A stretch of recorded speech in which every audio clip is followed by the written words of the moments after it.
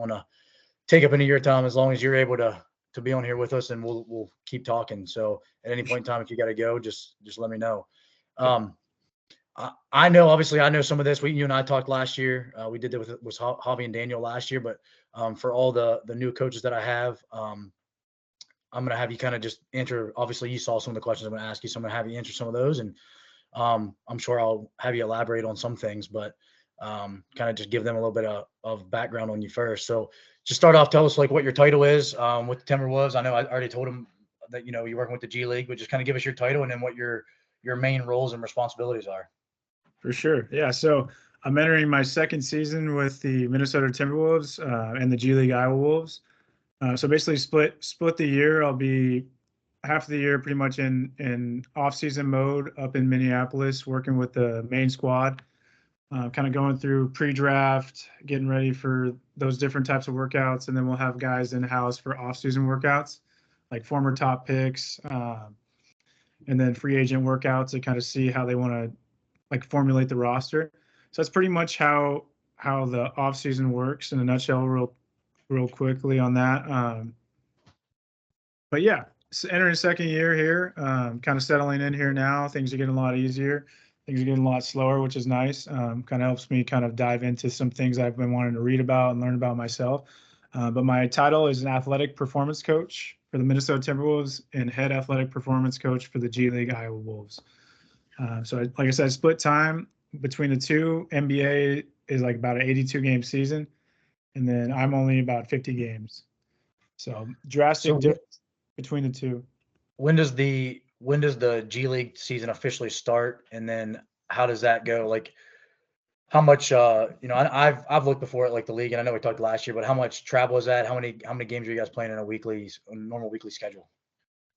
So season starts. I report down here in October, like October 18th, I think was my first day down here, was our move-in date, down in Des Moines, Iowa. So our first game was November 10th. The weeks leading up to that, the team is allowed to move in at the end of October. So we basically get a week for training camp. And then our first game is essentially a week later. So we had a game against the Windy City Bulls, the Chicago Bulls G League affiliate.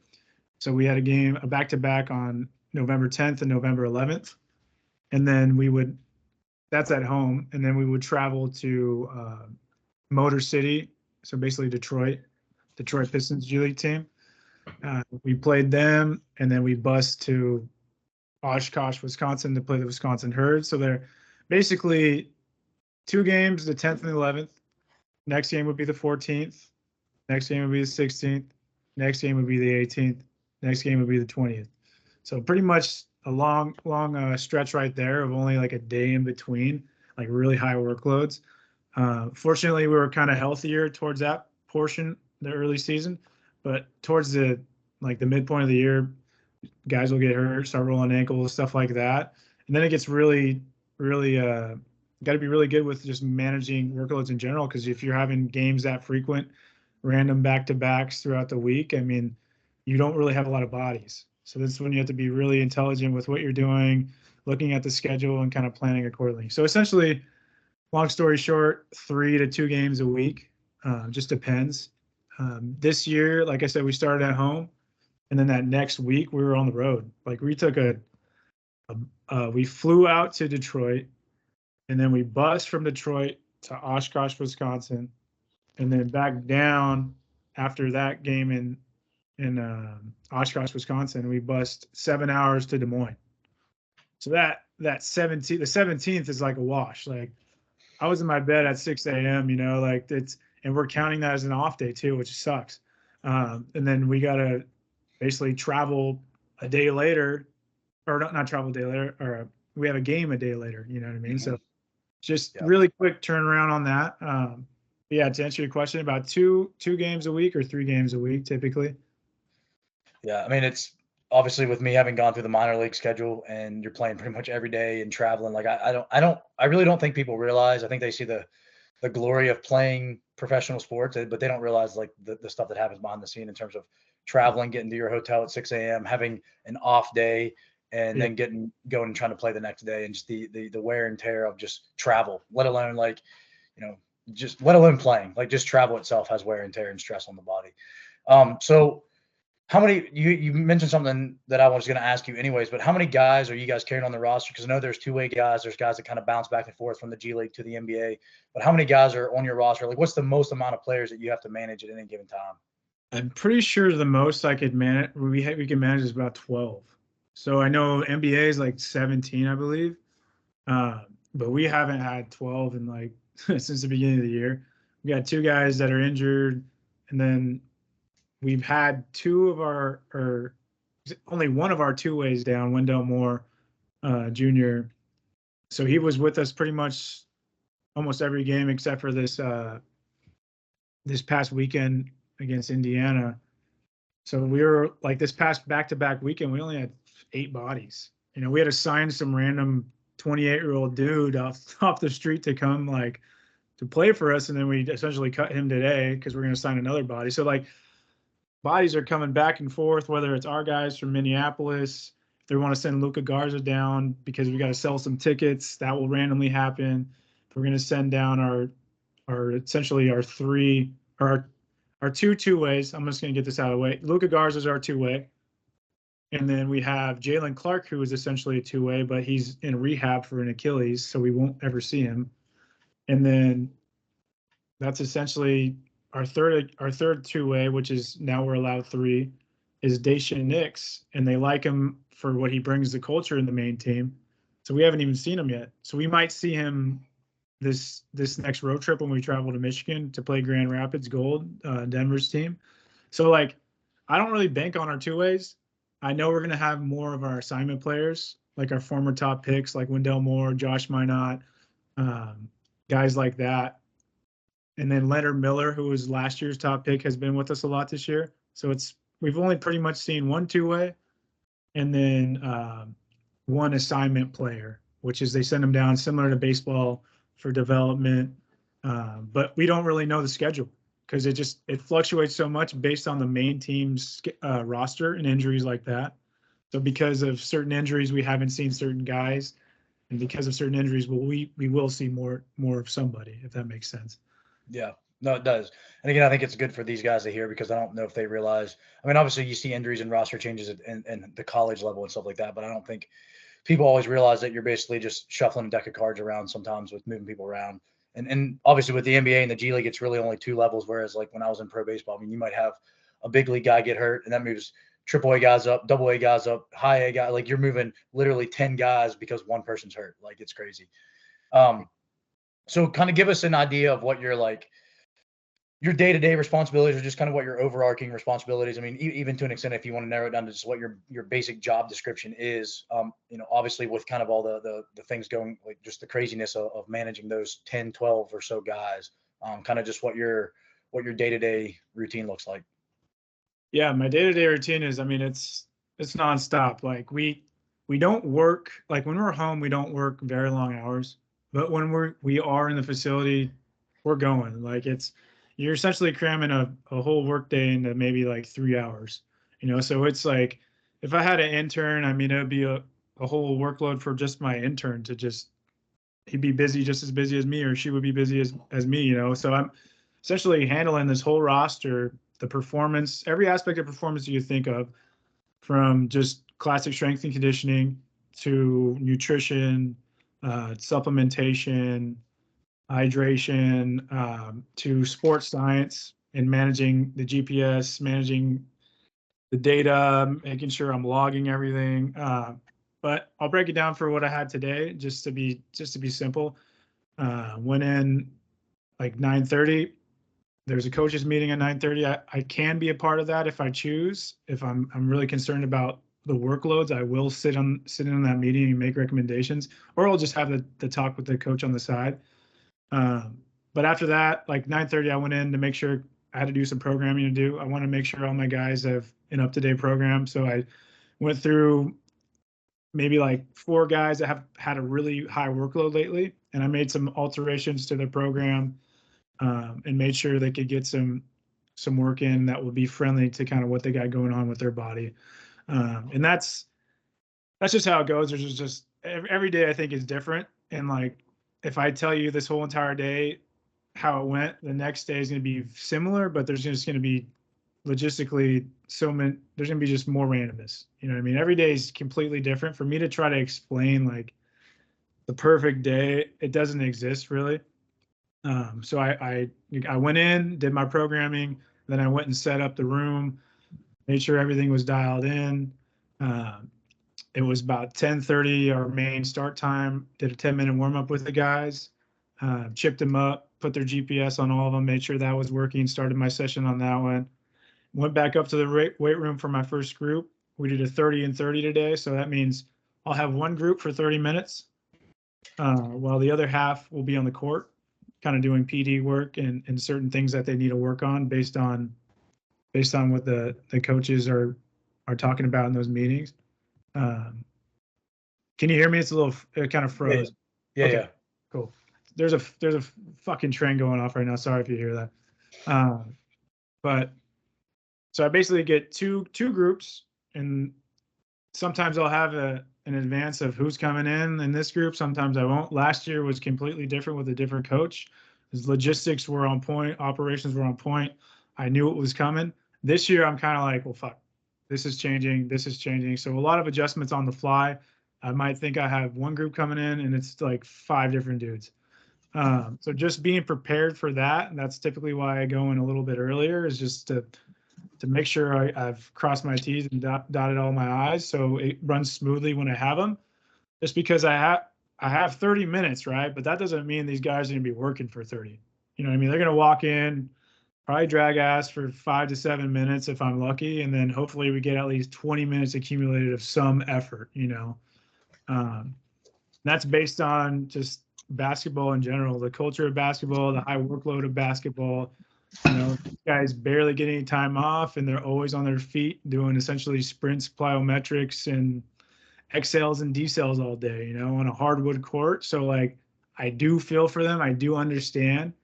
And that's why I as a coach, I need to be as flexible as I can while still hitting the main points that I need to hit to make sure that these guys are going to continue to develop and essentially be signed to a different team, be called up to the Timberwolves, because they are available. Our non-2-ways and our non-assignment guys are available to get signed by pretty much any team in the G League. Okay, as long as we don't have like an Exhibit 10 rights to them, which is basically means we gave them extra money to have like their rights as a player because we value them and what they can do, and we want to develop them. So basically, yeah, that's a lot. I know I throw a lot at you, and I try to be organized in these talks, but there's literally just so much to talk about. So I really appreciate you kind of hitting me up and giving me some prior questions. No, it's good. It's good. I think, so, and I know you put a couple notes on the thing that I sent you. So one of the things that you have on there is, you talked about like you have the split groups, half of them will be lifting, half will be shooting, and then I guess they're flip-flopping there. And this is all done in the morning, and this is like all like on a game day, right? So it's not one of those things where like this is only on off days. Like there's guys that are going to be lifting on game day. Now, is there guys that also lift after games, or is it pretty much all done before the games? So it just depends on what the Connexon's telling us. Um, Typically, I mean, my boss and the philosophy of our organization, like, is to just, Jesus, so loud, is to be as proactive as you can with what, like, the limited time you have with them. So, like, if I have my main guys and they're just, they're hitting every number super high, like, I'm going to recommend to them like the lowest hanging fruit, which is like walking on a treadmill for like 10 minutes barefoot, or foam rolling, soft tissue, mobility poses. Like there's always something to do. I just got to be precise with that because I don't want to like kind of burn my bridge early and like over prescribe all this shit for them to do and kind of like have them thinking like, ah, this guy's going to keep burying me. But there's always something to do. So if my high workload guys are going to be assigned something on that game day, it could be just a primer. Like, so like typically to kind of like backtrack, like the day before the game, we'll have like a green day is what I call it. I'll make a schedule with different colors. Like red for me is high, yellow is moderate, green is low kind of spot shots, like schemes on the court, no live play. So Very all similar to like the quadrant system philosophy. exactly. So like beginning of the year, I'll make that calendar similar to like how you made the calendar at Fairmont State, like which is vital. Make that calendar. I'll plot out everything as best as I can. I'm going to change that on the fly always, if just based on what the coaches are doing. So that's always fluctuating as well. But in a perfect world, we have either 2 high days, a low day, and a game day, a high day, a moderate, a low, and a game, or depending on where we're at in the year, a moderate and a high, or maybe a high and a high if we haven't had a back to back in a while, which is kind of rare. But for my starters, my high workload guys, that day before, I'm essentially keeping it short and sweet. Probably some tendon protocols for them to make sure their knees are feeling good, their feet are feeling good, their ankles are feeling good. Going through FRC protocols, joint by joint approach with that, and then once they kind of go through like this kind of low and slow mobility slash movement day, like which can consist of light sled drags, light carries, just stuff to get them proprioception and feel in their feet, in their hands, in their joints in general. And then that will usually last. Those days will probably be like 20 minutes. I'll end it on like like a med ball series, just to kind of ramp them up a little bit before they go on the court and just kind of prep their CNS. But with those high days, like today would be a high day. So we did as much work as I could with them. I essentially told you I only had like 20 minutes truly of work. For my roster, my rotation guys, they're going to work a little bit harder probably than my starters. My starters are going to have a modified lift, and to be straight up, like I'll help put 2 blocks on there of like 6 total movements, 3 and 3. I'm praying they get 1 block done, so like I'm prioritizing what I'm programming on that first block because it's truly what I want them to hit. If they have the juice, then I'll recommend, okay, let's do the second block. I mean, set wise, like it's like max 3 sets per each movement. If it's like a main mover, like a lower body strength movement, I'll push 4, see if I'll get it. But I'm not really like this sector in this sport is unlike a lot of sports. Like I love baseball because guys just fucking get after it. Like they love to train, they love to push weight, they love the speed, they love the power, and they love all the details. Like with basketball, it's just completely opposite. Like, and you could go back to just talking about culture, and they've just been playing this game so hard since they're probably like 11 years old, like, and they've never had this ingrained in that sport as much until recently. So for them, it's just everything we do in there is probably going to be a strain, like more strain, right? They've been straining for their whole life, and now I got to strain when they need it the most. So like my job is essentially finding the most efficient way to provide that dose of strain and hopefully keep them glued together, right? And in that process, it's not like copy and paste as I was kind of getting to. It's looking at, hopefully we have some data from them in the off season if they're up in Minneapolis. Hopefully we have some force plate data with some different jumps, maybe a mid thigh pull if we're lucky. And then we look at their body fat, making sure we need to take note of that. So I'm factoring in all these things into what they're doing. So you got sports science, former testing, you got positional needs, obviously, how they're looking on the court. Like if coach is telling me they're slow and I'm watching film and they're looking really slow, then I need to address that with something. So you have all these factors when you're trying to think of what does Gabby need, right? I'm like, there's so many things floating around my head and I got to hit like every one, like, okay, I've factored in this, I factored in this, I factored in this. All right, now let's make this game plan that will hopefully help them. And I'm factoring in also like what the athletic trainers are doing with their movement analysis and their strength testing from Dorsey V movement analysis, where they're taking them through a series of tests, like similar to like a really in-depth FMS with a camera, like camera visual analysis. Sorry to go off track. It's just like in terms of programming, there's just a multitude of factors the schedule, the player, the past workload, where we're at in the year. And it's just, you just got to be really wise and negotiating with this athlete, like what they need to do and what you're recommending to them, I think it's all awesome, and that's exactly why it's important to have you on here talking, because it's funny because we're reading through the NSCA textbook because they're all studying for the CSCS. So I've been kind of helping them with that. And everything that you're saying is all the stuff that there's like 2 paragraphs in the textbook about, you know what I mean? Like external workload, like that's all the stuff that, and the fact that I mean, there, it talks about time constraints, but very rarely are you ever thinking of, hey, we have 20 minutes. Like, yeah, we have 30 minutes, but by the time you get your mind right and you're ready to actually go and, like you said, strain, like you only have 20 minutes and you have to kind of pick what is the absolute like lowest hanging fruit and the most important thing that we can do in the next 20 minutes that the athletes are not going to like, but what's maybe the thing that they're just going to hate the least, like hate doing the least. They'd much rather just be doing something else, something less proactive, more laying around with, ice boots or something, or whatever, getting dry needled or something like that, something cool like that. Not actually passive modalities, right? Exactly. Like, Passive inputs lead to passive outputs though, but exactly.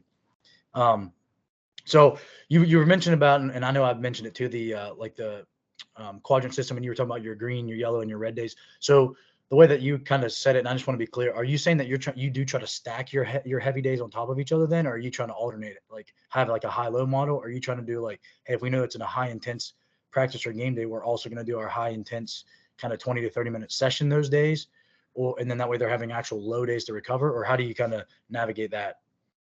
So, I mean, it's just, if we're kind of based on where we're at, if we're home, then like, and we're going to have usually guaranteed at least 2 practices. And I know those practices are going to be high days.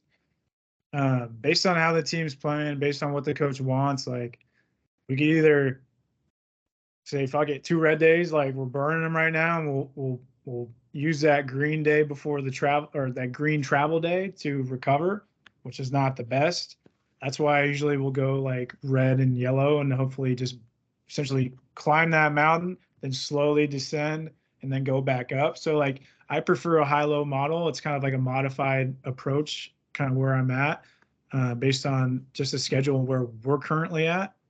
So yeah, I definitely prefer that. And then, I mean, I'll send you kind of like an example of what I have, so you could kind of show everybody posts. So kind of like, I'll basically put like a guide, like explanations on the bottom. I'll put like what I expect out of them as coaches to be doing, as well as what they can expect out of me, and like I'll name it certain things. Like for me, green, I'll label green as like a microdose day, for me, like low volume, tissue quality. If we do anything, it's probably going to be speed strength. Like we're moving fast. It's not a lot of weight at all. Like for me, my yellow is like my priming day. Like it's moderate. Hopefully I put moderate, but it's truly not moderate volume. It's, to every other sport, it would be like, this is easy. Like really, that's all we're going to do. But for these guys, it's a lot, on the body. So I just got to be cognizant of that. Of like, if I got to just keep this flame burning somehow. And for basketball, and obviously any sport, it's so mental, and like, if you've played basketball, if you haven't, like, or you don't know. And if you haven't, go out there and start playing pickup games, like in 4 times a week, see how your body feels, and then go try to do like a workout, like 3 times to 4 times a week as well. Like it's freaking brutal. Like I went out there last year. I was really active. This year I'm not as active. Like my body's kind of feeling it right now. So like it takes its toll, and it takes its toll really, really fast. To finish up on what I'm saying, like red day is attack day for me.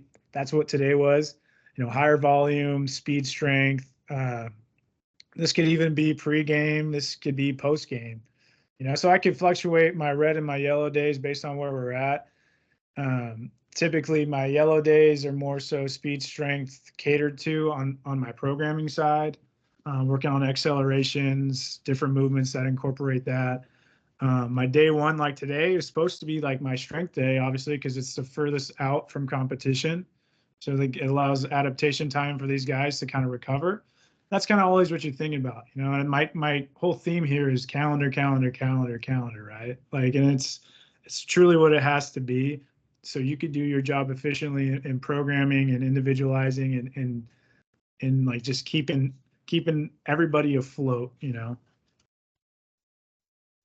Yeah, no, I think that's really good. And again, it's one of those things where this is stuff that, I've talked to, like, I know I've talked to Tyler about it. Like, I to an extent, I miss sometimes that, like, day to day adjustments of being like with a full team versus being at Fairmount. We have 400 athletes, and we can't individualize like the day to day like you can at that level. So it's one of those things where sometimes you can get kind of caught in that stuff and get lost in it, but sometimes it's also like you kind of miss it too, because it's like, man, it'd be really nice to be able to, like, like, you have, 100 football players all training in the fall. Well, all 100 of them are at a different readiness level every single time they walk through the door, and it'd be nice to really be able to adjust that. But it's just impossible to our level. So it's good for them to all hear it, because it's something they don't really get to see as much. So, one of the things I was going to ask you, and you kind of mentioned a little bit, I know you have it here on your notes, but within as an overarching, standards from your organization. So what you're hearing from, your director of performance, with the Timberwolves like NBA team, like what is kind of their message of like, hey, like, Ryan, we have to make sure that these are like our big rocks. These are the things that we have to get done,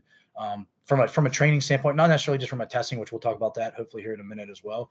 But, I like what you have here in terms of be strong and dynamic in each plane.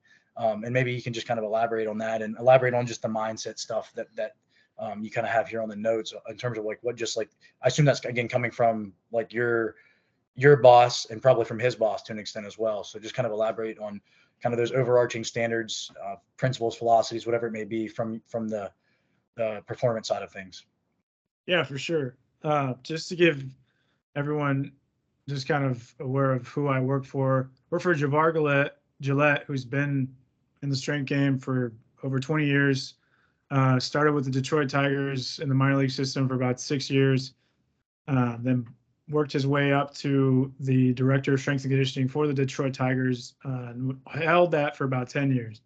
So he's Max Scherzer's guy, like 100%. Like, you hear all the stories of these top athletes, and you give the guy respect just for that, right? And that's baseball alone. And then after base decides to leave as an extremely successful baseball strength and conditioning coach to the NBA, to his first team he's with is James Harden and Chris Paul and all these more super. You hear all the stories about him, you hear all about the egos, and all the media is telling you all these things, and probably partially all correct, but it's, you got to give this guy his flowers, as they say now, like, because he knows how to manage egos.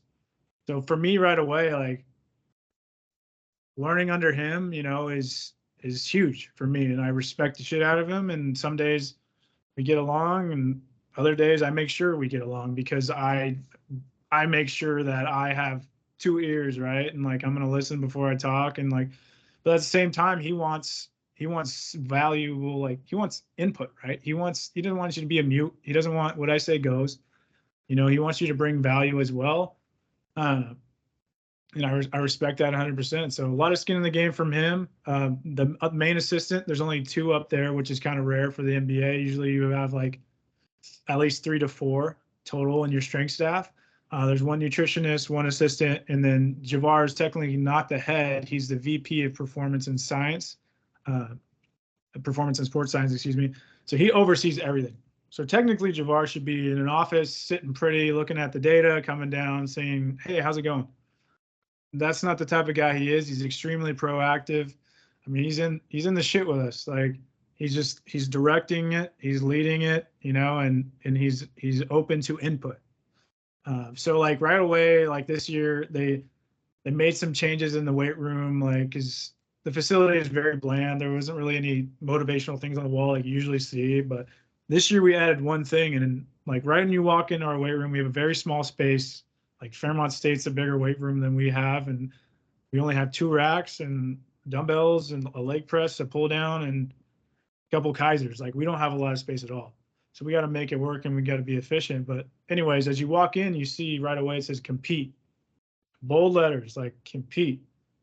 And that's really the standard. Like, he wants competitors. He wants people that are going to go in there and like not take shit for multimillionaires like that are 20 years old. You know, like you're the professional. This is your job. Like from day one this offseason, he's like, I want you to run these lifts, run these sessions as if you're the head strength and conditioning coach.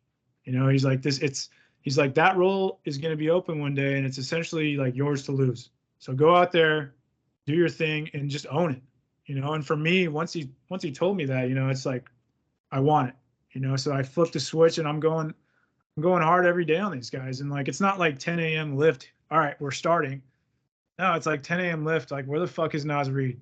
Like, I got to go find him. You know what I mean? And like, because I know Javar wants the session starting right at 10. Like, warm up starts at 10 and he's not in the room. I got to go hunt that motherfucker down and find him in the locker room, wherever he's at. Right. And that's the standard. It's holding people accountable. And you hear it so much. And like, it's so polarizing in football, you know, and you don't see it as much in basketball because, you know, people don't really know how to zig and zag and communicate with these guys because everyone's kind of just intimidated. It's like, oh, they're 7 feet tall. I can't hold them accountable. It's like, no, you have to, because if you don't, it's going to ruin your culture. You know, you're respectful, obviously, but at the end of the day, like your title says as a like athletic performance coach, Minnesota Timberwolves, like that's you. Like you're not just G League Iowa Wolves guy. Like, no, like this is your responsibility. This is your duty. Or the organization is going to find someone who's going to do it better than you and more efficiently. So that number one is compete always, right? Like in everything you do. Like if your athletes don't sense a competitiveness and a want to get better, like I sure as shit know Adam's probably the most competitive motherfucker I've ever talked to. Like, but it's for good reason. You know, he has to be. That's just him as a person. He has over 400 athletes. Like you can't be lazy at all. And that's if you're not even going to go in the strength world, right? Like I'm around operations people day by day, like, and like this is kind of off topic, but like I got to rely on these people to make sure we get our flight is dialed in, our hotel is dialed in, and like with all these people, like they got to make sure they're doing their job for all of these people and all of their lives to make their lives easier, you know. And I shouldn't have to second guess, be like, damn, does Josh have his shit together? Are we gonna get our flight on time? Like, and it's the same thing when you're in a big organization like this. Is like the front office like is relying on you. You're the professional and you have to deliver. Like, so competitiveness and deliver that every day. Um, but yeah, kind of off of that spiel, like Javar's really big on like just dynamic movement in each plane. Like I know if you've seen like the Vipers, like Vipers got popular back in the day, like just you're moving in each plane, and like was it Todd Wright made them really popular on Instagram back in the day, which is awesome. So like the best way to explain our philosophy is like take the classics of what you do with your teams, like the foundational strength movements, individualize them based on if this guy's getting hammered on the court or not, like load is load essentially. And then just take in some of that Todd Wright dynamic movement in each plane of motion, like frontal, sagittal, transverse, and just think about what they're doing for a living. Like I watched a video, I think it was Joel Smith that posted, it was like a Dwayne Wade dunk, like back in the day, and he stepped, planted, rotated, and still like went off on this crazy dunk and just catapulted himself to the rim. And it's like, really, we think this guy needs a back squat? Like maybe some guys do, but if I got Dwayne Wade and he's hurting and like he just did five of these dunks in the game, this is the last thing I want to do, and I want to find what's going to work for him, right? And like, so that's what our philosophy is shifting to. You know, Javar is really, I call it an old school guy because he's been in the game for so long. So for me coming in, that's the value I bring is like, hey VAR, what about this? Like we're still chasing this, but it just looks like this. You know what I mean? It's the same theme, different like vessel in a way. Like, so he's really open to creativity, and kind of as long as we're checking the box that we need to check the box for, like he's all for it. And Scott's the same way. You know, Scott has done his time in Cal Berkeley and Washington State, and he's been in the basketball game, and he's kind of transitioning to like more so of like a skills coach. So like that's extremely beneficial for us because now we can get like really particular with assigning conditioning, like real conditioning that's not just like a 3-minute run. It's not just the basic stuff that we're used to and we know like our bread and butter, right? So like kind of like going on 2 questions that are down on that list right now. I'm gonna hold off on those as far as like conditioning type, um, and just the future of the sport, our role, right? Future of strength. But in a nutshell, like my department's philosophies are just be creative, like stick to the basics, compete every day and just have a high attention to detail, you know? Yeah, I think that's all. I think that's all awesome. I think the compete thing's huge. Again, I think it's something that as simple as it sounds, because like, hey, they're professional athletes. You think they would compete at everything, but that's just not. It's something that you realize is not the case. Like they compete in the game, but then sometimes they don't compete them in the things that are going to make them better in the game, and that's where whether it's strength coaches or skill coaches or whatever it is can help kind of motivate them to be better at all things, not just the thing that they like to do. So this might have been kind of one of the ways that you were going to go before you stopped, and I was going to ask you, is there anything? So again, I know you said, and I completely agree with you. There's no perfect exercise for any of these guys. There's no specific, like, there's only certain specific things that we really need to be, or more, specific exercise that maybe be kind of covered all the bases for them. But is there anything that like general like themes of exercise that you do? Are you doing a lot more like unilateral loading? If you are loading lower body, obviously I know you said you're you're trying to hit like multiple planes through single exercises, but are hitting multiple planes within that same exercise. But can you just give us maybe a couple like examples of exercise that you had guys doing today on one of their high days, one of their red days, versus maybe like some of the activation stuff that you mentioned before, like with the med balls and stuff. So just give us maybe like, I don't know, 3 or 4 of the most common exercises in the library that you're giving these guys. Yeah, for sure. I'm going to pull up kind of 2 different programs right now. So, I mean, number 1 right now, I'm looking at our usual, this is kind of like everybody's program. Like, let's say if I have a team where I can't really individualize, I don't really have the time for it. Like, number 1, we have like in our first block, after like a warm up we go through and kind of tissue prep, it would be kind of just based on where we're at right now in the season, and I'll kind of probably chop this out soon, is that it's like a leg press, just with an eccentric focus, just to prepare them a little more for just a high eccentric workload of the season. And that will be 4 sets. I mean, you're starting at 50% of 10 reps. I mean, you're kind of very general, 67%, 8 reps, 76%, 5 to 6, and then 76 to like 90, 5 to 6. We give leeway. This is kind of Javar, because the guys are always going to choose the lesser amount of reps, the lesser amount of intensity. That's something to just keep in mind. Like, you probably should be more accurate in what you're prescribing, like, and what you want out of them. So basically, after that kind of pre-block, we go into like a barbell squat.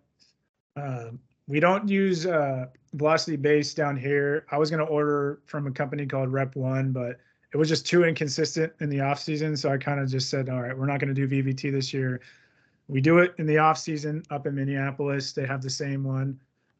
But I spend more time trying to freaking fix the damn thing than it is beneficial. So, but there are guides on our sheet, and we're very old school. We type it up on Excel, we print it out. Everyone's got a folder, so they could be accountable and kind of just write it in as well. So that first move, essentially the second movement is that barbell squat. It's a bilateral movement. I got 4 sets, velocities 0.4 to 0.8, 3 to 5 reps.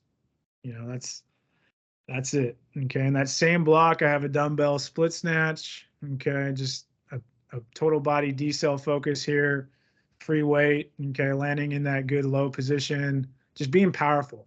Okay. It's a little bit higher rep. It's 6 to 8 right now. Before we're taking off, we're hinging, we're pausing in that position for like 3-second tempo. We're holding on to it, and then we're out of that. Right. I want them to feel that loaded position in their hips, and then going right into that split snatch. Okay. So after that, we have an upper push, just a dumbbell bench press, 8 to 10 reps, 4 sets, nothing fancy.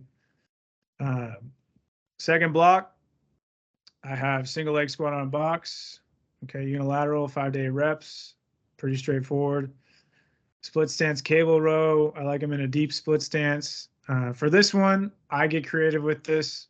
I like to add like a mobility component on the opposite arm. So if I'm rowing on my left, I'm kind of pulling the bow, I'm watching my hand, and I'm watching that hand all the way back here, okay? So they're anchored in a split stance position. They're deep and they're holding on. They got a lot of things going on. Similar, for me, it's like, okay, that's sports specific. Because these guys have been doing this basic shit forever. And even if it's a split stance cable row, it gets old. So that's where I'll be like, okay, I'm creative. Here I go. You know, visually, I have to watch my hand go all the way back. I'm getting some thoracic mobility. In my left hand, I'm still working on strength. And I'm anchored to the ground, essentially in an isometric position that will hopefully help their knees feel better, you know? So that's probably the most creative I get on a general template. The last one on that is a single leg dumbbell RDL.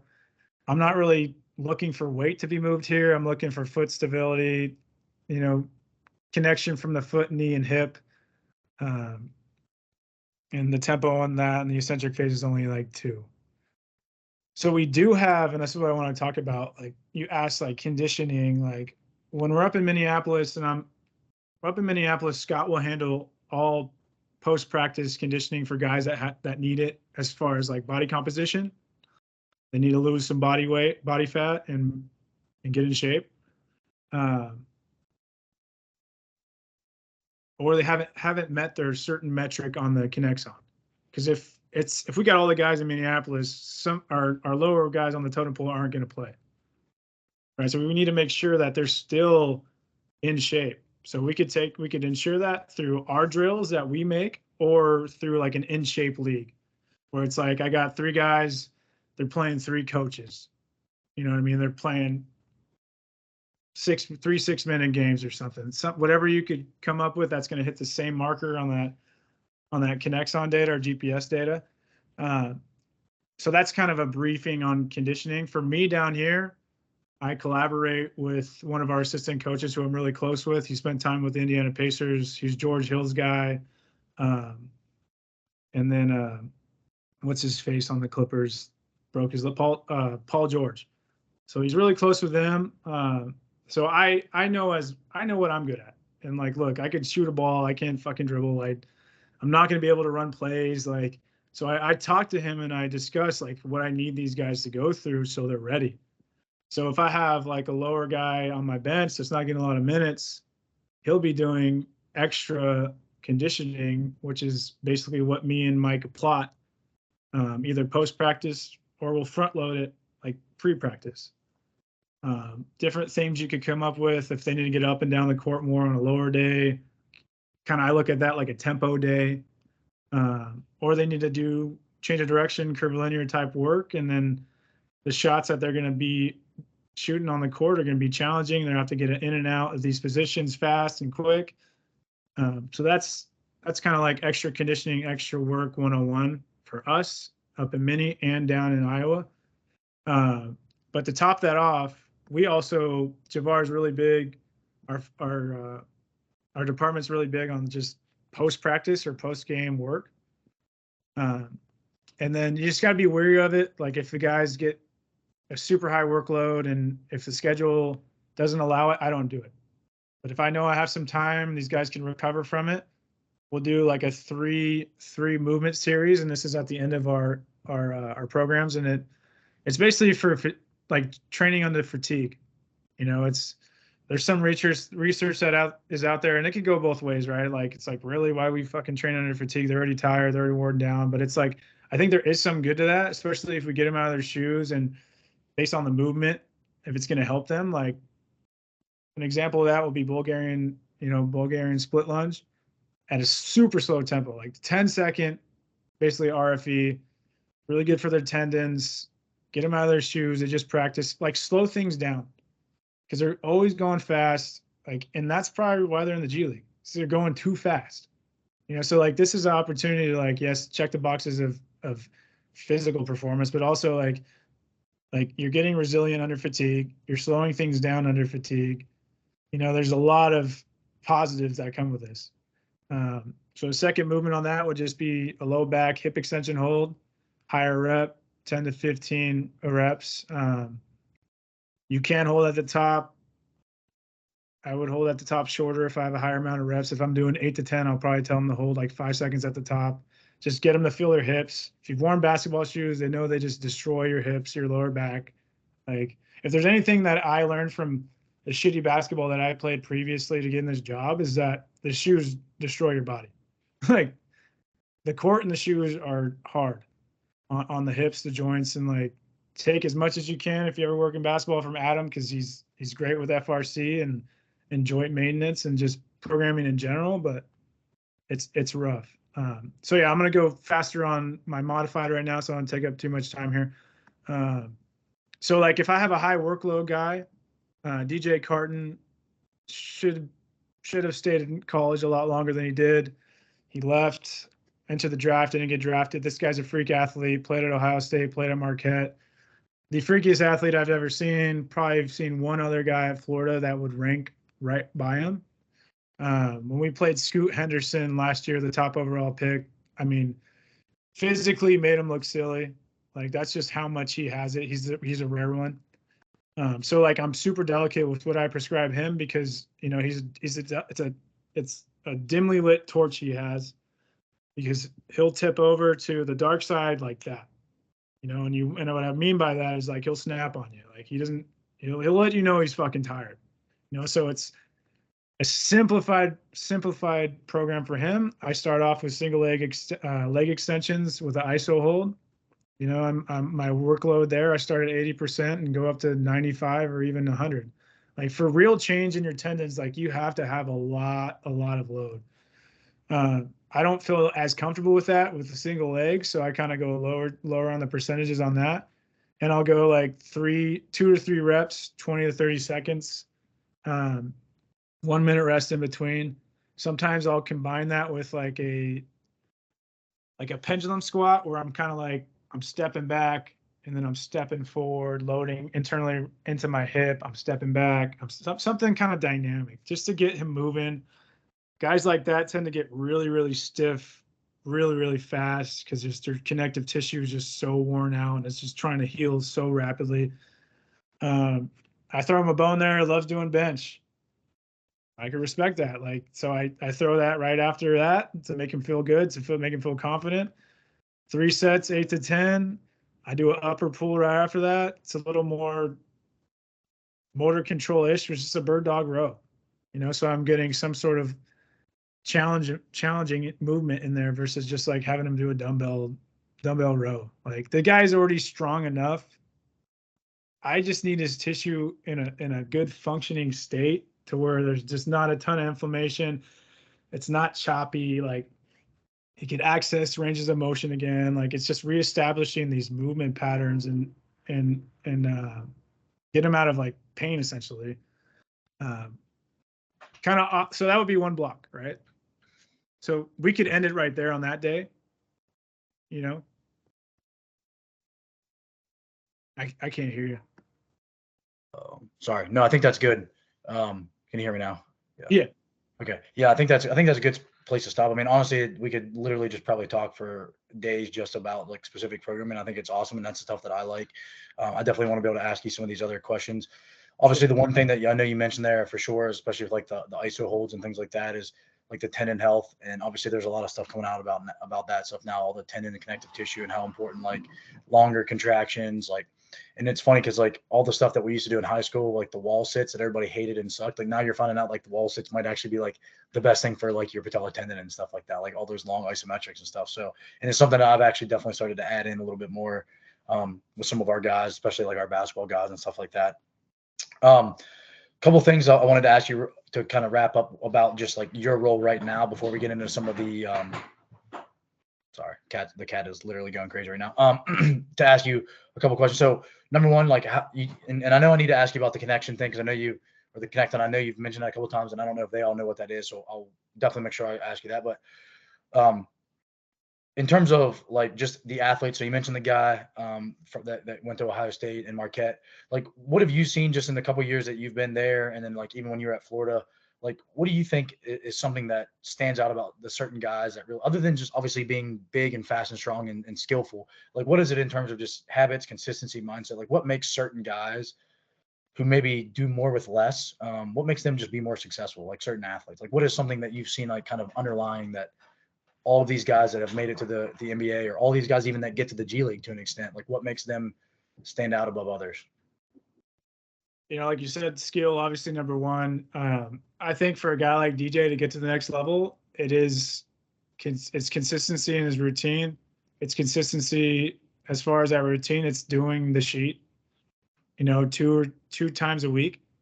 Maybe we do like micro doses throughout the week, like extra, right? But I think that will help aid his mental side as well, which is the other component. So it's like his habit to keep him physically primed, you know, all the little things, sleep, nutrition, all the things we know. And then and that kind of just bleeds into just him staying in a positive state, right? And keeping that flame burning is the main thing with him. Um, so it's different for everyone. I'm trying to be like short here with DJ. It's like I think if he dials in the mental aspect, he gets a routine going, sticks to the routine. He's consistent with that for the whole year. And like he starts to gain more awareness of his voice on the team. Like he's taking ownership, right? It's like everything we like Jocko take ownership. Like he's learning that this year. Last year he was just a crybaby the whole year. Like no disrespect, like I'll call him that right away. Like first day in our weight room this year was me and him going back and forth for 10 minutes. Like basically me calling him out on shit. Like, hey, you're gonna be here forever if you don't do this, this, and this, which is just habits, healthy habits, consistently throughout the whole year. And then boom, dude, you're gone. You know, work on your body, work on your skill, manage your mind, and you'll get to where you want to be. You know, which is I think the case for a lot of us, right? Like it's finding that yin and yang and finding that balance of both worlds. And I think that's truly how you get out of the G League, you know, and I think that's how you become successful in life is just your actions and what type of energy you're putting out to people daily.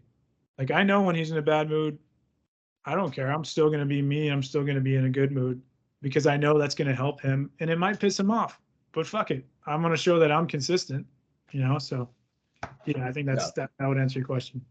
no, I literally can't agree with you more. And honestly, we kind of talked about this in our last staff meeting about like, sometimes it's hard when you're a coach and you know that the athlete's having a bad day. It's hard to go over and yell at them, or coach them. I guess we should say coach them on like the little details and the things that we know they need to get better at. But those are the days that actually like they almost need you the most, because that's the days that they're going to try to find shortcuts and they need somebody to like hold them accountable more and more. So I completely agree with you.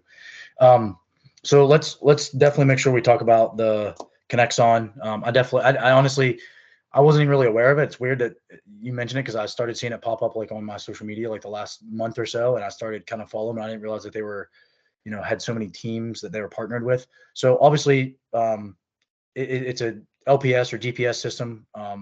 Just explain kind of how that works, and you don't have to go deep into the workload, but basically, like what really is the main data that it's given you and the sport coaches and the athletic trainers, and how are you guys all kind of working around what that data means to you guys and how it helps the athletes?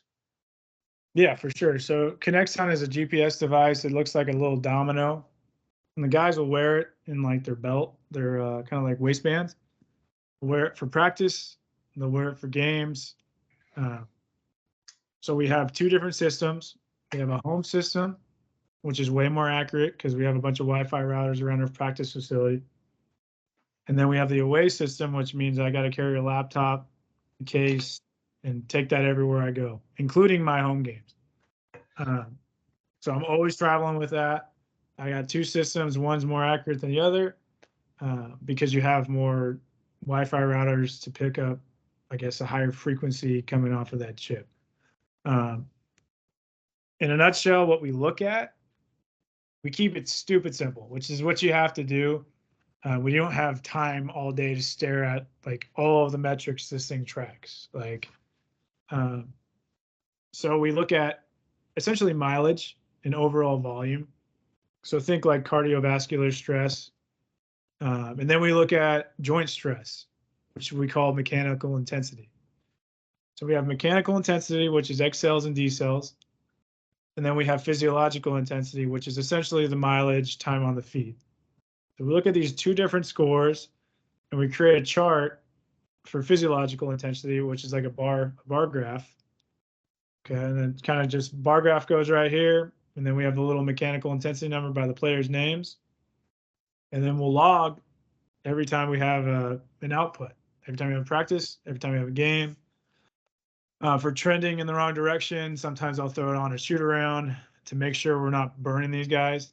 So yeah, that's essentially that in a nutshell. And I mean, to go a little bit deeper before I stop, you got a million different metrics to look at, from jumps to changes of orientation, changes of direction, essentially.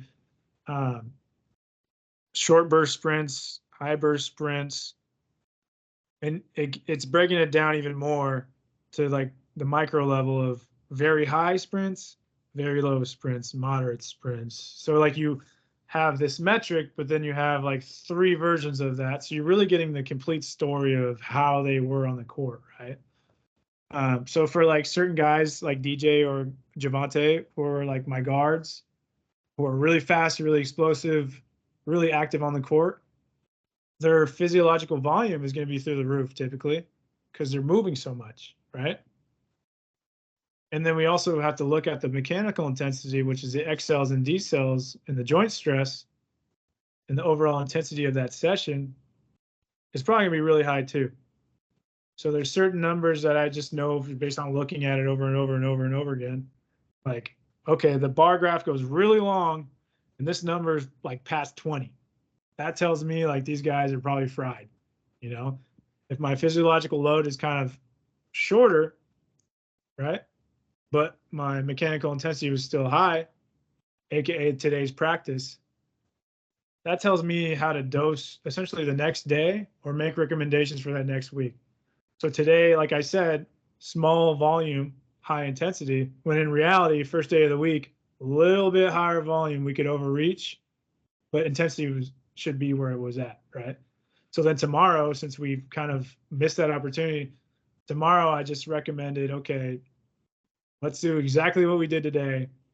High intensity, moderate volume, and we're good. We got a day to rest after that, then we got a game. You know what I mean? So I'd rather have my guys fresher. So you're using it to see basically the story of how they played, right? That's So the easiest way I can explain it. yeah, no, that makes sense. And if you guys need to ask a follow-up question eventually at the end, if we have time, then you guys can ask it. But I think what I wanted to know is, you mentioned trending in the wrong direction, and I think I know what you mean. But when you say like an athlete might be trending in the wrong direction, do you mean that in terms of volume is too high or intensity is too high, or which there may be 2 answers to this. That may be the case to where there's a potential overuse injury, or is it also where guys aren't getting enough volume via playing in the game and they're actually trending in the wrong direction to where they're going to potentially be, out of shape, I guess would be the easiest way to say it. So can you kind of just elaborate on, like, I guess maybe what would be like red flags one way or the other? Yeah, exactly how you just said it. I mean, like, it's, if I know this guy, and we take the average of the previous like 5 games or practices, and that'll kind of help us determine of like, okay, does this guy need more work, or is he gonna, if like, does this guy need a pre-game lift and a post-game conditioning session? Like, probably, yeah. If he's not getting the volume in and he's not getting the minutes, then yeah, he's gonna need the work. So our day isn't done after our lift today and our lift tomorrow, right? Like, we use that to make sure that we could dose those next stressors efficiently, and those coaches could plan their game efficiently, right? If I know Brian has been burned the last 2 games as far as high workload, like high volume, high intensity, he's probably going to be tired in that next game. If we have enough of the guys on the roster, maybe we put someone in who has fresher legs. So it could help the coaches understand what their practice plan is doing, to hopefully help them manage the energy on the bench, the energy on the court. And you could get in depth with that too as well, to where you're looking at the practice plan and like it'll say like 10:30 this drill, 11:30 whatever it is. There's a timesheet. You go back on the Connexon, and it can get really individualized on it and like specific and be like, okay, we know this drill did this. Like today was a high intensity, moderate volume day. That's why I wanted the physiological cardiovascular volume more, because we have the time to recover. We won't have as much, like, we want the fatigue on that day, right? Lose my train of thought. But you could identify which drill is doing what to help you game plan in the future. So boom, that should help bring buy-in to the coach. It's like, I know what I'm actually doing, and this is the effect of that drill. Like, are they actually getting work, or does it look like they are, but they aren't? You know what I mean? So you could practice plan way more efficiently. I was going to go another train of thought, but yeah, no, I think that's a good spot to stop, because honestly, it's one of those where like I'd have even a ton of further questions. I guess the last thing I'll ask is how, especially because at the end of the day, like yes, the G League is a developmental league, and are winning games important still? Yes, but how often are the coaches willing to listen to you and be like, yeah, like we're actually going to limit this guy on a certain number of minutes, or do they just say, you know what, we're trying to win games because we're trying to eventually coach in the NBA ourselves? Like how much buy-in do they take? How much like do you have like the athletic trainers and stuff on your side and trying to help you out, and vice versa? Like what does that kind of team, performance team aspect look like? I'll start with the buy-in from like the staff. Fully bought in. Last year was the same way. This year's the same way. If anything, it opens up a lot more conversations. They're always asking, how's this guy doing? How's that guy doing? And like you have a lot more things to talk about, which is awesome, because that builds your relationship with that coach. With the athletic training staff, they probably wish that they ran it. You know what I mean? So like they love it. Like they want to know what's going on, because it helps all of us. Like we will have like weekly huddle meetups in the morning where we talk about the rosters. We're collaborating on that. If I can't get to certain things, I'll be like, hey, can you throw this in? If they can't get to certain things, hey, can you throw this in? So we work together as a team. That's how it should be. It's not like that in all the places. But that's vital. Like I don't have an assistant. I don't have an intern. Like they're my team. Like I rely on them a lot as they do me, even though they have two, I still help them out a lot. Up in Minneapolis, it's similar, it's gotten even more in depth to even what I just talked about, like to certain percentage of the practice needs to be on this drill, and like it's so down the rabbit hole, and I can't even explain it because I'm not there yet. I haven't seen it in action, but you could get really in depth with a lot of different things, all the physical markers, all the timestamps, and that could provide tremendous value to your coaching staff and how to keep this player together, right? If it's like a key player that needs to be healthy in a certain part of time, like it's vital that you're keeping them updated on that. Yeah. No, I think that's all good. That's kind of what I expected. I mean, that's usually how it is. Like at the pro levels, everybody's kind of on the same page. It just makes me think, and I know I've talked about eventually trying to do something like that at Fairmont. It just really makes me think about how many of these coaches, and I think some of them would be good about it, but how many of these coaches would actually be what they think is hard in practice versus what they think is easy versus what they think is a lot versus what they think is little. I think it would be interesting just to have all of our teams wear something like that, some sort of wearable device, for like a week worth of practice, and just kind of see what the coaches think versus what the data actually shows. But anyway, so I want to switch gears and try to keep this to another like 10 minutes at most. So, answer these as long or short as what you want. But definitely want to switch the gears a little bit towards more of like, young coaches and being someone who's kind of worked your way up into the position that you have now. What do you think is like the, some struggles that you had as a young coach or that other young coaches probably have, and kind of how you, what you learned and how you figure out ways to gain that experience, gain that knowledge, or just progress your career?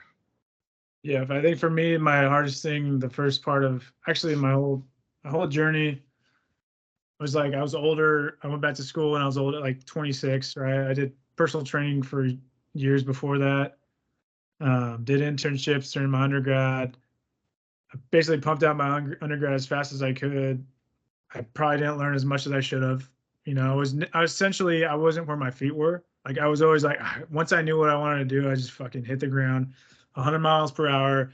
I got to do everything I can to get to that point, right? Mostly because I felt like I was old. Like I was 26 and like all my friends already had jobs.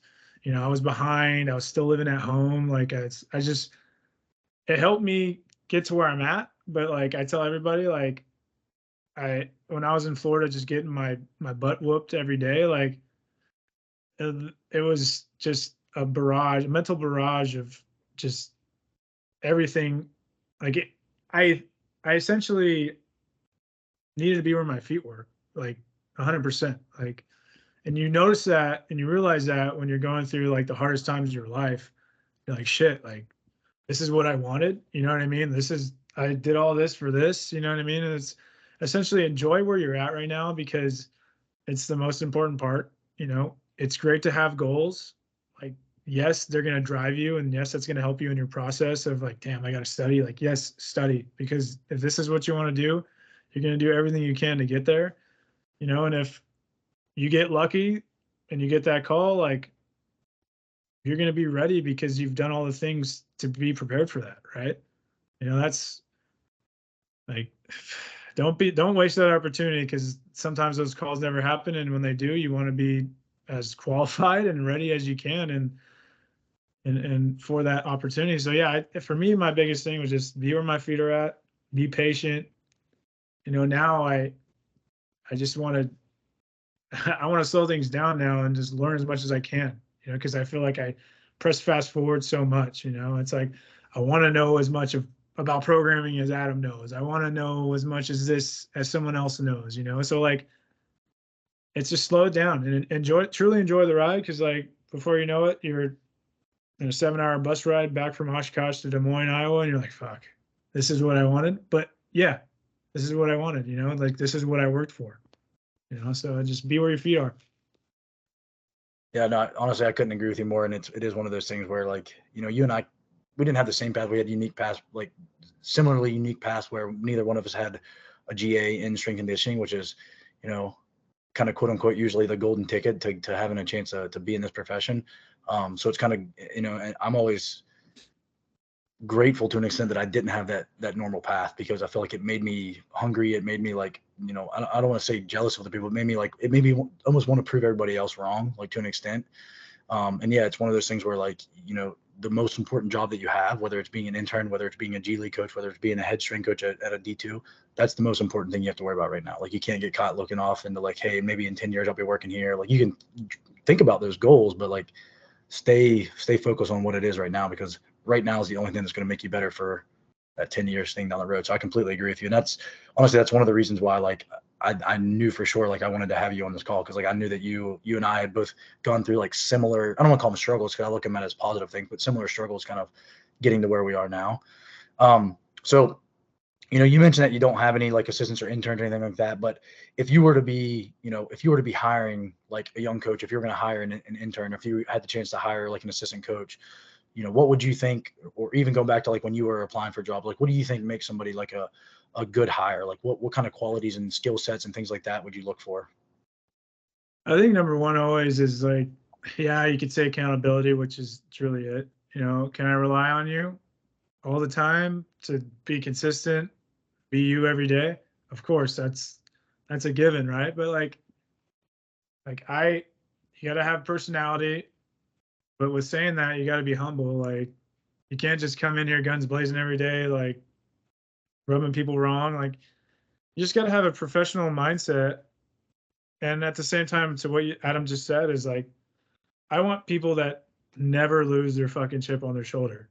Like like that's if you take away anything, like never lose your chip on your shoulder because that's your biggest aid, your biggest asset to getting a job. You know, when I went into my interviews for the Timberwolves, I was like, fuck, I'm probably never gonna have this again. So I'm gonna go hard as I can on this, and I'm gonna just get myself in that right state and think about all the work I've done to get to this point, you know, and prove to them like I provide enough value and I could provide enough value consistently that you're going to invest in me because you know that I'm going to do everything I can and at the same time improve as a professional through continued development of just reading and talking and being a part of this field, and with whether that's like athletic training or physical therapist or rehab, you know what I mean? It's like I'm gonna be part of all of that because I know it's all the same thing, you know. So like, never lose your chip, be accountable, be friendly, like, and be humble. Like I think that's the biggest part. Like I see these young, like keep bringing it up because it's so relevant in my life right now. Is like I see these young operations people that work for our team that basically do all the laundry, drive the players, do all the dirty work, right? And it's like I think about if I was in their job, like I would be busting my ass. Like it's essentially like a strength intern, but they're getting paid and they don't train people, right? And I'm like, man, like, and you talk to all these people and they're like, oh, I want to be front office. I want to be front office. It's like I see one guy right now that's doing everything he can to make that happen. And I see one guy just doing everything he can to make sure that doesn't happen. And that's attitude daily, right? And that's like work ethic, you know? If you're on your hands and knees cleaning a fucking hammer strength white rack on a Florida Gators pro day, out working 20-year-olds because you got a future wife at home you want to provide for, like I want that person on my team. Like I want the Adams, the dudes that are gritty, that are going to work their freaking ass off, right? And you need to have that. You need to have a heart, and you need to be accountable. You need to be passionate. I know I threw a lot at you, but like you just gotta No, want. no, I want you. That's honestly that's exactly the kind of answer that I want because you know it's exactly yeah, like everything you said is exactly how I looked at things.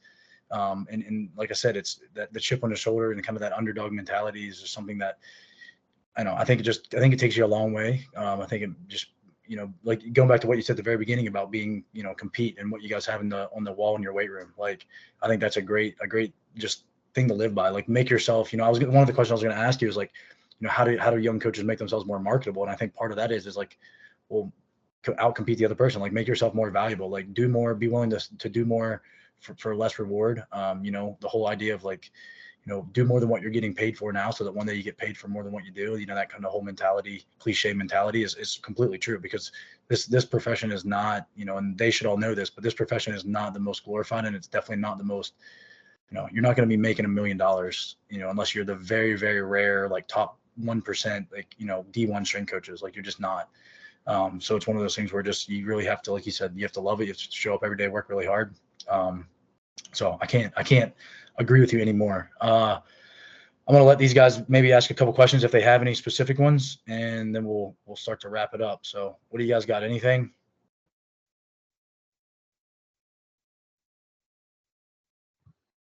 Yeah, I had one if there was time. Yeah, go ahead. All right, so I would say like as coming from a D2 school like such as Fairmont and going into a G League affiliate or even sometimes as an NBA team, like what's it like seeing the difference and coaching athletes either the same or different ways? So you mean like how different is it coaching D2 athletes versus coaching professional level athletes? I would say yes. Okay, yeah. Ryan, what do you got?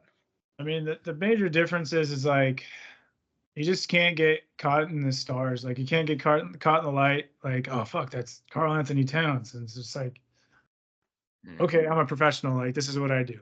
Like imagine if you're a doctor, you went to a doctor or dentist and like, oh, it's fucking Colton.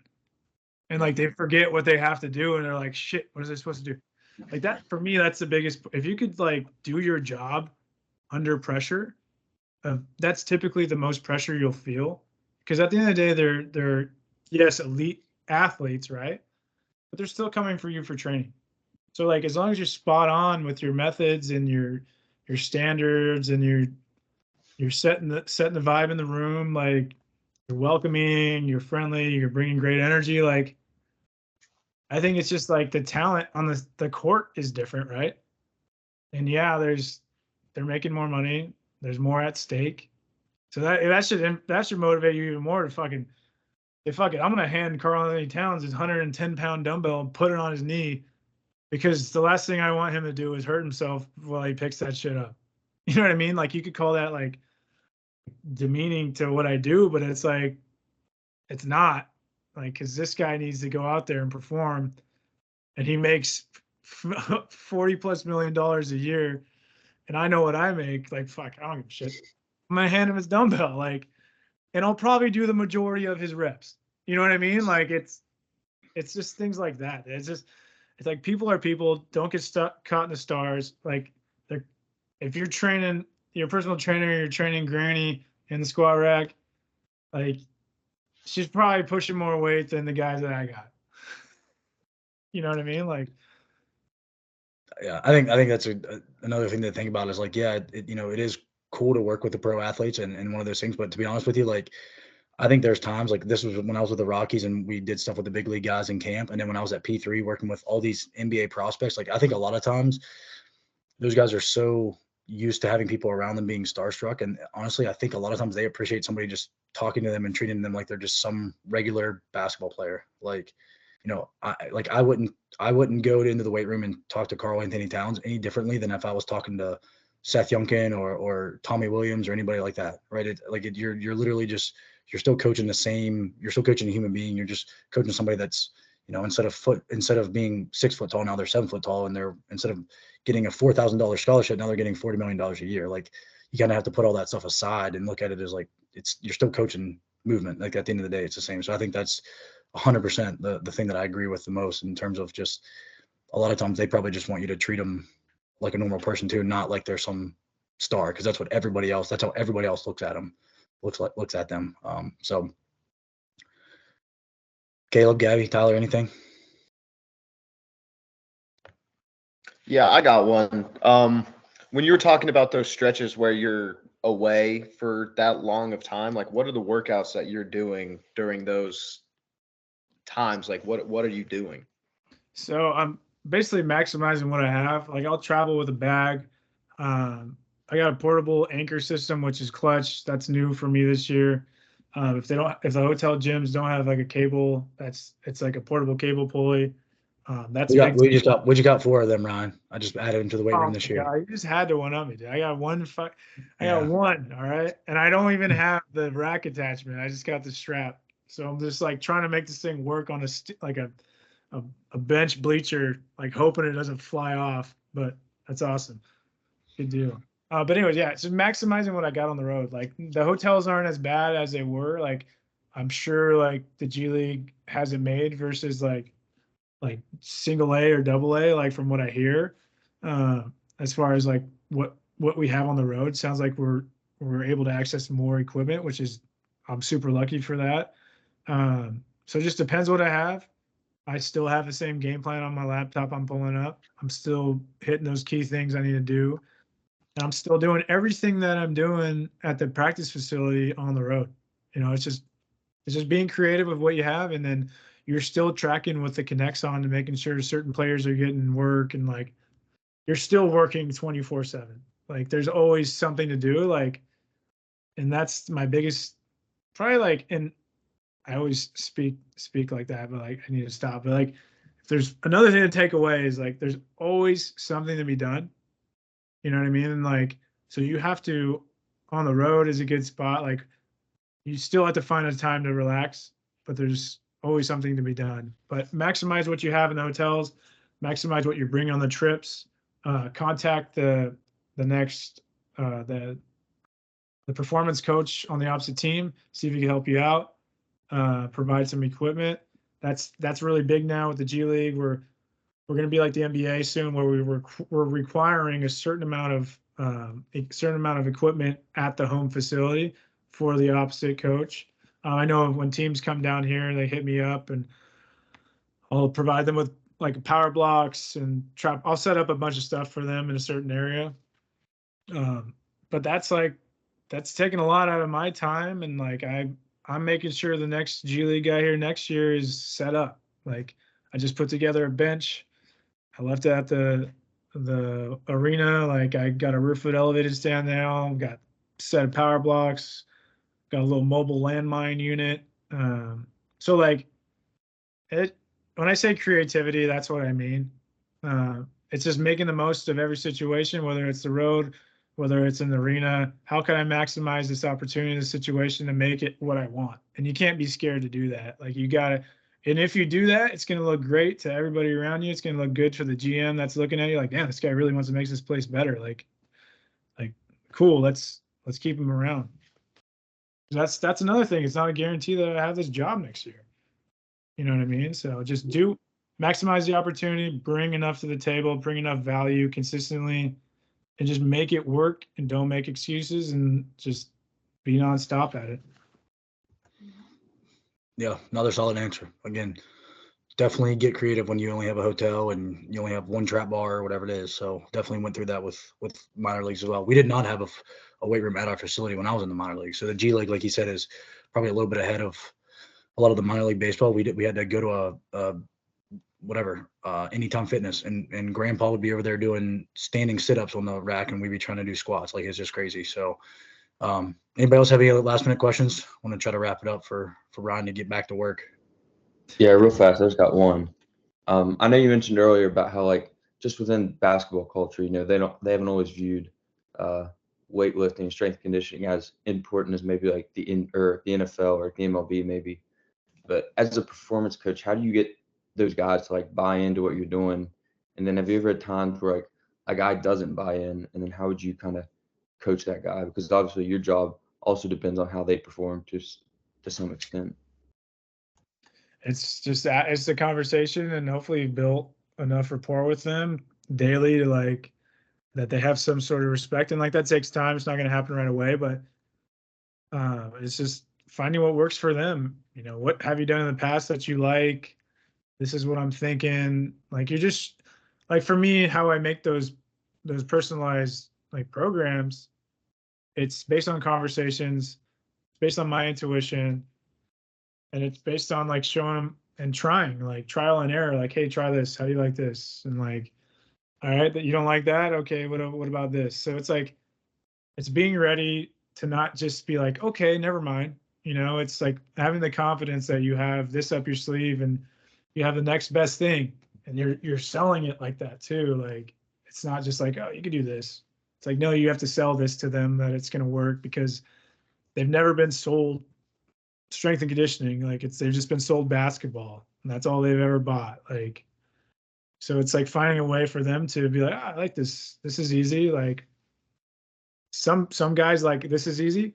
Some guys like, all right, let's push it a little bit. Like every guy's different. Like I had a guy, he's from Philly, and like he's coming back from an injury, really motivated right now. Got him under safety bar today, pushing over 225. Like that doesn't happen a lot in these weight rooms. Like in the off season, yes, for some of the younger guys where we have a lot more like say, like, all right, throw more weight on the bar. Like that, it's easier to do that in the off season for like a guy going in their second year. But for like a guy who's been in a G League a couple of years, coming back from injury to want to do that, like that speaks volumes to me that like this guy's hungry, he wants it. But yeah, just give them options, communicate it, the positives, even the potential negatives. Like show them, paint the whole picture of like, this is what I'm thinking, and then show them that menu. And then, sorry before. And if they give you like a hard time, be like, okay, like, well, this is all I've got. Like, we need to do something here, man. And then like weigh the ultimatums. Like, this is you're not gonna be as powerful on the court. Like, you're gonna lose position. You won't get rebounds. Like, this is affecting your physiology. It's not like I'm just choosing movements here. And like, it's just you got to be quick. Like with these guys, you got to be quick as fuck because they're gonna come up with every excuse under the sun, and you got to have something ready for it, like no matter what. And Yeah, 100%. And these guys are, especially when you get to the pro level, like some of these guys are way smarter than what you're going to give them credit for. And they're going to, you tell them, hey, we're going to do this exercise, and they're going to be able to, they might know that exercise better than you do. They're just testing you. So it's something that, again, like it's not as, it's as much as we are the should be the smartest people in the room at times when it comes to strength conditioning, some of these guys have been around some other really good strength coaches, like in baseball and basketball and football. Like, you have to know your shit, but you also have to just have that relationship with them first, so that they're not trying to challenge every single thing that you're throwing at them, and they have a little bit of trust and buy-in with you. So, Ryan, definitely, it's been like almost an hour, 20 minutes or so definitely let you go. Appreciate it. And you and I maybe just try to catch up some other time and talk it over once seasons wraps up. For sure, no doubt, man. All right. Let me know if you guys ever. I know I try to stay on point with these questions. I always ramble. Let me know if you want to go more in depth on something. Hit me up, and then we could talk shop. And as always, thank you, Adam. I appreciate you, man. I wouldn't be here without Adam. You know what I mean? Like, this guy is very high in my ranks of mentors. So I appreciate you. All right, man. Appreciate you too. Have a good one. Thank you. See you. See ya.